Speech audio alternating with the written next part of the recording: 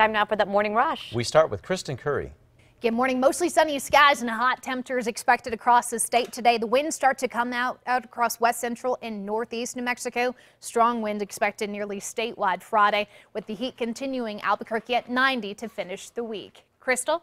As you get ready to head out the door, we're following the day's top local stories. But first, we start with new news this morning. Take a look at this video here. Clovis police say the man on your TV screen, 33-year-old Carlos Anchondo, is waking up facing charges, accused of threatening to shoot up Gaddis Middle School yesterday. They say that's the school his child goes to. According to the Eastern New Mexico News, Clovis police say Anchondo was angry he had not been given information about his child's attendance. Police put the mid and high school on lockdown as they searched for him yesterday. And new at 6, and staying on the crime beat, Santa Fe deputies say they are looking for the man on your screen. They say he's considered armed and dangerous. Santa Fe County Sheriff's Office says Randy Branch is wanted for allegedly shooting at a sheriff's deputy while speeding away. Deputies say it unfolded while trying to pull Branch over for pointing a gun at another driver. If you have any information on Branch, you are asked to call 911 immediately. Starting today, 1,300 kids from 20 countries will be in Duke City for RoboRave International. The robotics education competition is giving kids like those from the country of Nigeria, who otherwise may not have the opportunity, the chance to learn how to design, build, program, and test robots. Director of RoboRave Nigeria says the interest in his country has grown from just 4 students in 2016 to 85 today, and it's helping them compete in the world tech industry. How the competition will honor a Nigerian teen who passed away earlier this week, coming up in the 5 Facts. On to news. New at 6, Santa Fe voters could soon be voting on a multi-million-dollar bond to help fix some roads. According to the Santa Fe New Mexican, Mayor Alan Weber proposed a 2-part bond package yesterday. The first would ask voters to okay $60 million in bonds. This will be used for roads and public safety. The second would not be more than $13 million. It's set to be used for city buildings. The measure still needs the city council's approval. New at 6, it could be 5 years before a project to fill a brine well in Carlsbad is complete. Scientists warn the brine well could collapse at any time, taking roads, a school, and homes with it. In this year's legislative session, the governor signed a bill which pays to fill it in. According to the Carlsbad Current Argus, Albuquerque firm AMEC Foster Wheeler was hired in April by the state. They say construction is expected to be complete in 2021, but add they will monitor the site until 2023. We've been following breaking overnight news for you. 3 Americans who were detained in North Korea are back in the U.S. this morning. Secretary of State Mike Pompeo helped secure their release after meeting with North Korean leader Kim Jong-un. The goodwill gesture sets the stage for an upcoming summit between President Trump and Kim, which is likely to take place in Singapore. Happening now, authorities in Michigan continue to search for the remains of as many as 6 girls missing for decades. Investigators brought in heavy machinery to dig up a wooded area outside Detroit yesterday. This after Arthur Ream, a convicted killer, boasted about murder behind bars.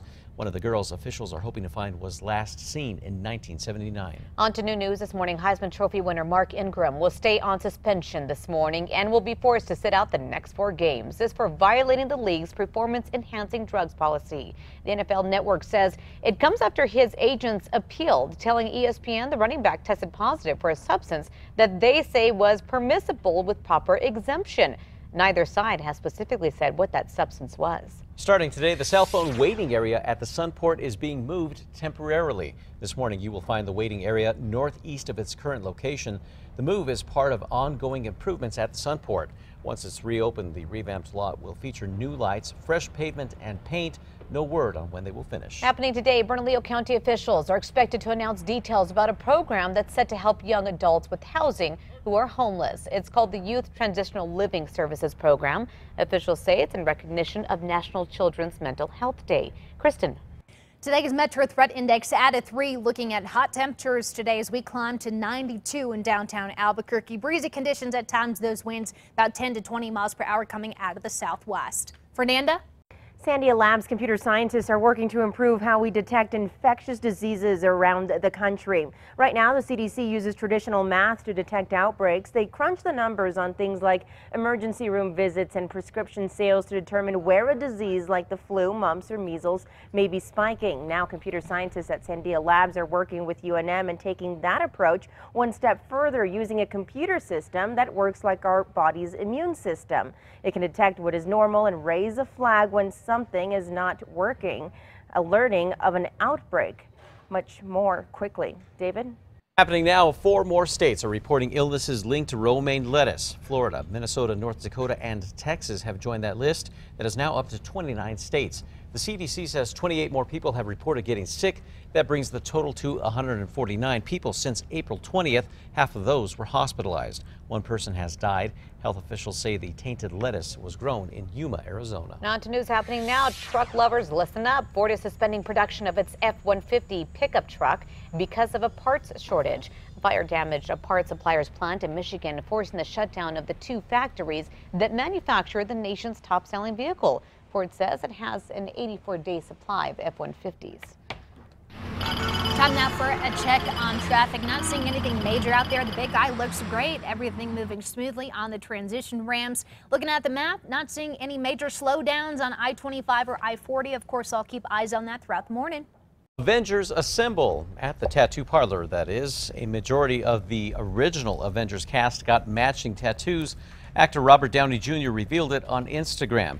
Now you can see the tattoo on your screen. It was to celebrate the release of Infinity War. Hopefully we'll see it soon, which was shattered box office records and across the $1 billion mark in 11 days. Make that the fastest film to do that in history. We should go get a matching tattoo, guys. No. What do you think? Like the number 13. Like the number 13? Maybe a big K? Hey, I like that idea. Oh, wait a second. Hold on. Big Kristen. Scrub that idea. Scrub that idea. All right, time for the 5 facts. At number 5 this morning, the ABQ Biopark Zoo's newest member is getting a lot of attention with its new name. Rosie, the Asian elephant, gave birth to this healthy male calf last week. Over the last few days, people voted to help decide his new name. Thorn was the winning suggestion. Number 4, now another separation of church and state fight could be brewing in Belen. This week, the mayor and city council signed off on the city's official flag. The middle of the Zia symbol features a star of Bethlehem. Belen is Spanish for Bethlehem. The Freedom from Religion Foundation says a flag with a religious symbol violates the Constitution.